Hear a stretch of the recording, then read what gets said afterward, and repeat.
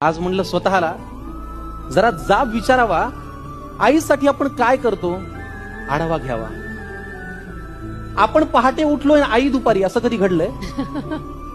आपण जेवायच्या आधी आईचं ताट आपण कधी वाढलंय? बरं, तुम्ही घरी येताना विनाकारण आईसाठी काय आणता? तुम्ही घरी येताना विनाकारण आईसाठी काय आणता? बरं तुम्ही सांगा, तुमच्या स्वतःच्या आईचा फेवरेट कलर कोणता?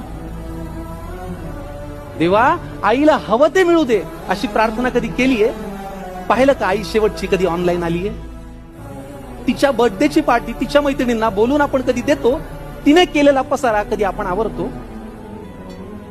तरीही बाळाला कोणी बोललं की तिचं मन येतं भरून, तरीही बाळाला कोणी बोललं ना की तिचं मन येतं भरून, आपण बोलताना मात्र विनाकारण शिव्या आईवरून.